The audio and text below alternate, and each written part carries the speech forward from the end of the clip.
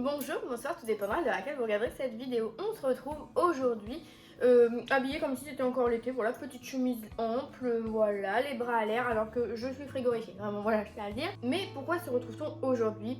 Eh bien pour parler voilà, de 6 livres que quand je les ai vus annoncés pour les sorties, ou que je les ai ajoutés à ma palle, que je les ai achetés malheureusement, que je les ai débutés, pour moi ça allait vraiment être une très bonne lecture, voilà, du 5 sur 5, voire du coup de cœur. Et au final, il s'est avéré que ça a été vite de la désillusion. Je tiens du coup à préciser que c'est bien 6 livres que j'ai lus de A à Z, de bout en bout, de la première à la dernière page. Voilà, on peut nous dire, à nous gros lecteurs, qu'on lit en diagonale, que les dialogues, nanani nanana. Je peux vous assurer que ces livres-là, j'en ai enquillé chaque mot, je les ai subis, voilà, de la première à la dernière page. J'ai donc décidé d'axer voilà, le choix des titres, pas en fonction de des hype ou autres. Il y a des titres un peu populaires et d'autres je ne pense pas, voilà, c'est un peu plus niche. Le premier que je voyais comme vraiment une révélation à laquelle je m'attendais à être sur les fesses, à être hyper dans le truc, ça allait être hyper haletant, c'est Propre. Donc ne me demandez pas le nom de l'auteur, il est à rallonge et j'ai pas le temps. Ou là parce qu'en fait c'était un peu présenté en mode vous avez aimé la femme de ménage, vous allez adorer ça, le résumé, on rencontrait du coup une femme de ménage, enfin une aide, voilà, une aide à la maison, un truc comme ça. Et il s'avère que dans la famille, la petite fille meurt. Et donc en fait la particularité du livre c'est qu'on rencontrait, on était à la fin, au début en fait, la femme de ménage était interrogée pour remonter de fil en aiguillette à ce moment de la disparition de la gamine. Donc moi je me suis dit quand j'ai vu ça, ah bah nickel, on en fait tout un foin parce qu'il a été pas mal évoqué, que ce soit en radio ou sur des articles un peu pompeux et tout. Donc je me suis dit ça ne peut que fonctionner sur moi. Genre vraiment ce côté un peu mystère, un peu huis clos, un peu commère, c'est parti, let's go. Et ça a été un flop total, vraiment, c'était long pour rien. Ça faisait des détours pour que dalle. En plus, Pompon-sur-Garonne, il y a de la maltraitance animale. Alors là, j'étais un peu sur les fesses. Et puis voilà, on vous prend, en fait, on vous vend un truc que vous ne retrouvez pas dans le livre parce que ça se veut très dynamique et tout. Mais la nana, elle fait, comme je vous le dis, des détours dans ses phrases.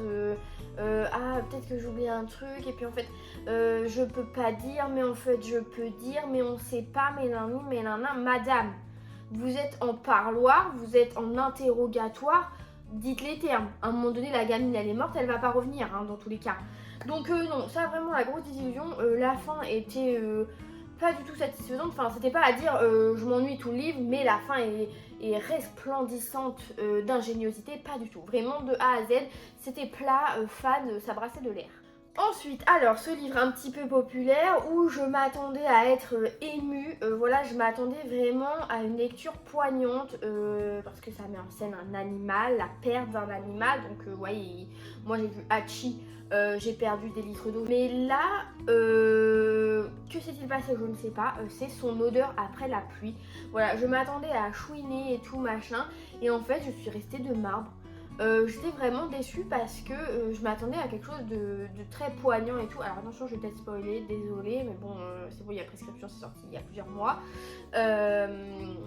Mais je m'attendais à ce que, autant sur le début, la relation fusionnelle entre l'animal et le maître d'accord, l'humain, très beau, machin. Et je m'attendais à ce que la mort de l'animal, c'est le thème principal du livre, soit très poignante. Voilà, on voit le maître, qu'on voit son humain vraiment vivre ses derniers instants avec lui, que le chien, je sais pas, a une maladie ou alors vraiment la vieillesse, nanana. Et en fait, pour vous spoiler clairement, l'humain, le maître, va confier son chien parce qu'il doit s'absenter et il va recevoir un coup de fil en mode il est mort. Voilà, et donc il va revenir et en fait il n'a pas vécu ces derniers instants. Donc moi, le passage que j'attendais le plus, où je m'attendais à voir les larmes qui ruissellent, mon mascara waterproof qui coule quand même, rien de tout ça. Donc très déçue. Et en plus, ce qui après a réduit encore ma note, c'est que il y a eu une adaptation BD et il y a un whitewashing de fou là-dedans. La nana, sa meuf, ils l'ont fait blonde et blanche alors que dans le livre elle est de couleur. Je trouve ça aberrant. Fin de l'anecdote, si on peut appeler ça comme ça. Le livre suivant, peut-être aviez-vous suivi mes péripéties à l'époque sur Insta parce que j'avais fait quelques stories tellement ma lecture était en supplice. C'est bien sûr le tome 1 de Savage Lands. Voilà, alors quand j'ai lu le résumé, je m'attendais à une dystopie comme un peu à l'ancienne avec ce côté un petit peu spicy parce que c'était vendu comme ça. Après, j'ai commencé le livre. On rencontrait une jeune femme qui vivait dans un endroit où le pouvoir, enfin voilà, c'est pas la fin du monde, mais bon, il y a quand même des micmacs au niveau dictature, vous voyez ce que je veux dire, il y a des castes, des classes sociales, des nuances et tout. Et elle se fait attraper, elle se fait envoyer dans la maison de l'horreur, là, une espèce de prison, où elle va côtoyer plein de détenus horribles, mais il y en a un qui va sortir un peu du lot et qui est censé être hermétique à tout le monde, être vraiment la bête noire de l'endroit, mais avec elle, il va y avoir un truc. Écoutez, franchement, moi à partir du moment où déjà le premier chapitre, c'était un petit peu un copier-coller de la scène dans Divergente où ils doivent sauter du train, là, MDR. Ensuite, la nana qui se décrit comme lambda, mais qui en fait sait qu'elle est belle, mais elle comprend pas quand même pourquoi les gens l'attirent, mais elle comprend qu'elle attire tout le monde. Et après, il y a cette espèce de mec qui fait 2m10 alors qu'elle, elle fait 1m50 et qui s'est fait appeler, je sais plus, la montagne, je crois, ou je sais plus quoi, non, un surnom à la con, non, le loup, pardon, le loup, oh là là, qui ne parle à personne, mais d'un coup il va trouver une passion pour elle, et en plus la physique de Jason Momoa que je trouve vraiment pas du tout à mon goût, donc moi visualiser ça, ça me dérangeait. Et après il lui fait l'amour par la pensée, je sais pas quoi, non, c'était pas possible. Vraiment, c'était en plus très mal écrit. La désillusion était totale ici parce que c'est une série pour laquelle je voyais quand même plus de retours positifs que négatifs. Et après, en me spoilant un peu, en regardant les résumés des tomes suivants, parce qu'il y en a quand même 6 ou 7, faut que les gens qui y aient, hein, le schéma est toujours le même. Vraiment, elle se met dans la merde, il vient la sauver, et nanani, et nanana. Et après, ils se font la gueule, mais ils se retrouvent, mais elle les remet en danger, et nani, n'importe quoi. Vraiment, que cliché sur cliché, c'était n'importe quoi. Je vous mettrai dans le bilan lecture où je parle de ce livre en détail si vous voulez davantage de critiques parce que c'était vraiment hilarant. Ensuite, malheureusement, là j'avais peut-être mis des espoirs trop hauts parce que j'avais eu un coup de cœur pour le premier livre de l'auteur qui était La Maison au sortilège de je ne sais plus qui, mais vous le verrez sur la couverture à venir. Et donc quand son nouveau livre a été annoncé, je vous avoue que j'étais on fire, j'étais vraiment dans la file d'attente pour l'avoir dès le premier jour. Je l'ai écouté en audio. Donc je sais pas si ça a un impact ou pas, je pense pas parce que la narration était pas si mauvaise dans mes souvenirs. Mais j'ai trouvé, contrairement à l'autre que pareil j'avais écouté en audio, l'audio est une masterclass vraiment pour La Maison sortie, si vous pouvez l'écouter, foncez. Mais sinon lisez-le en papier, ce sera tout autant prenant. Mais j'avais trouvé que même si certains détails étaient prévisibles, je trouvais que c'était vraiment bien amené, bien équilibré. Et la plume était vraiment sensationnelle. Donc quand j'ai vu l'annonce des sirènes où là on nous donne un résumé où voilà on suit deux sœurs, il y en a une qui est à l'université je crois et suite à une agression, voilà je ne dirai pas plus mais il y a pas besoin de faire A plus B pour savoir qu'un homme est dans l'équation donc une agression je n'en dis pas plus, elle va vouloir aller se réfugier chez sa sœur avec qui elle est en terme un peu, voilà, elle marche un peu sur des œufs mais quand elle arrive chez sa sœur elle n'est pas là et pourtant il reste son téléphone, enfin comme si elle était partie sur le vif. Et l'une des voisines va dire bizarre, on nous a appelé pour venir nourrir le chat, machin et tout. Et donc à partir de là, elle va enquêter et en fait on a une double temporalité parce qu'on a des flashbacks sur le passé où il y avait eu une affaire, voilà, de soi-disant sorcières qui avait fait couler des bateaux de marins, enfin un micmac comme ça. Et je me suis dit, on retrouve dans le résumé ce côté un petit peu envoûtant, ce côté un petit peu réalisme magique, donc je suis à fond dedans. J'ai commencé l'audio et là, dès le début, malheureusement, je n'ai pas été prise d'affect pour les protagonistes principales comme j'ai pu l'être avec le livre précédent.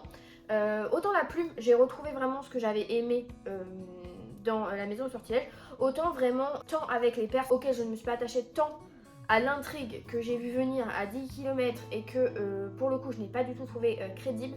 Voilà, c'était un petit peu dommage parce que pourtant je trouve le livre très beau. Voilà, la plume était là, c'est juste que malheureusement le contenu n'a pas été à la hauteur de mes espérances, donc voilà, ça a été un petit peu la déception. Alors celui-là pareil, si vous n'avez pas vu ma critique, je vous mettrai dans le bilan où j'en parle parce que c'est quand même pépite d'écrire des livres aussi mauvais et d'en endurer la lecture parce que moi pareil, quand je furette, paf sur les futures sorties, je vois ce livre qui s'appelle Je suis fan, qui dans le résumé on me dit que une femme fréquente un mec et elle va découvrir que ce mec fréquente une autre personne qui s'avère être une influenceuse célèbre. Et elle va se mettre en gros à stalker cette femme, voire s'immiscer dans sa vie d'une manière ou d'une autre. Voilà, moi on me vend ça, commère que je suis, je m'attends à ce que la nana elle pète un câble, qu'on la surnomme Joe, et que elle a grappillé des infos sur les réseaux, pourquoi pas se créer des faux comptes, pourquoi pas s'inventer une personnalité pour rencontrer la nana en face et tout. Enfin, je m'attendais à un truc de stalker professionnel, voire pervers narcissique, et je n'ai eu qu'un ramassis de vulgarité et de débilité suprême, et en plus, à mon sens, je vais pas dire de racisme, mais de rabaissement des personnes de couleur. Alors que l'auteur est elle-même une personne d'une de ces minorités, donc j'ai trouvé ça aberrant de bout en bout. Parce que je commence le livre, on est du point de vue de la narratrice qui s'avère, voilà, elle fréquente un mec, mais il lui avait déjà dit qu'il voulait plus d'elle, mais il a continué à la fréquenter. Le mec est le pervers narcissique par excellence. Il est marié, hein. Ouais, je sais pas si je l'ai dit, peut-être détail important. Et en fait, l'influenceuse, on la voit de loin, mais le côté stalk qu'on nous fait miroiter dans le résumé n'est pas du tout présent. Vraiment, c'est juste la nana qui se morfond, qui ne fait que se plaindre qu'elle n'est plus désirée par le mec, qui doit mieux baiser l'autre, et nana. Et donc elle va faire des rendez-vous de voyance par WhatsApp, parce que évidemment elle est noire, donc la spiritualité, les voyantes, les médiums et tout, c'est leur truc, cliché sur cliché. Enfin bref, j'ai trouvé ça complètement insultant pour un lecteur, sachant que c'est publié chez Gallimard Blanche. Autant vous dire que j'étais extrêmement déçue, voire même dégoûtée, parce que t'es là, tu lis, puis d'un coup t'as le mot chatte qui va popper, et la narratrice devient vulgaire, elle se rabaisse.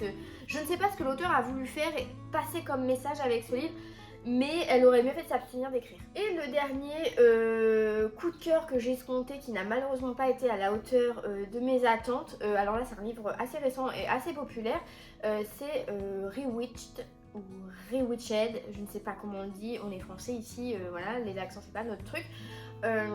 Donc chez Calix, où la couverture est trop belle. Franchement, je l'avais vu passer en VO, il me donnait trop envie. Quand il a été annoncé, c'était la folie. Quand les influenceurs ont commencé à le recevoir en SP, et après quand il a été mis en vente, les nanas qui l'ont lu, tous les retours étaient assez positifs. Et moi quand je l'ai lu, donc là on rencontre une jeune femme qui va arriver sur ses 27 ou 30 ans, je ne sais plus, qui doit passer un test de pouvoir magique pour prouver qu'elle est digne de les garder, etc. Et sinon on lui reprendra. Et en fait elle a des petits soucis avec sa magie, donc elle va devoir avoir un tuteur pour développer tout ça. Elle est libraire, voilà, il y a un mec un peu mystérieux. Moi, bon, ça, je m'attendais à une cosy fantasy, voire une cosy romantasy. Et en fait, c'est un livre pour lequel j'ai eu un peu de mal à me mettre dedans au début parce que le démarrage est assez long. Les chapitres sont assez longs, donc il faut vraiment être focus et tout.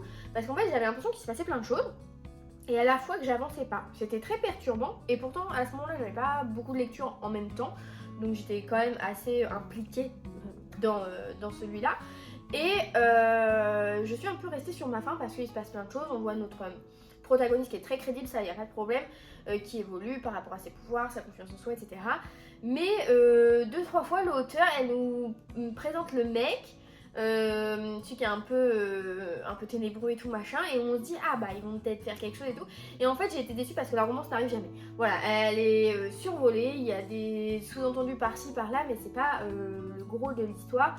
Et moi je m'attendais vraiment à ce que ça prenne une place quand même un peu plus importante, alors pas non plus 80% du livre. Voilà, que ce soit équilibré entre ça et l'intrigue principale de la quête des pouvoirs magiques, du développement, etc.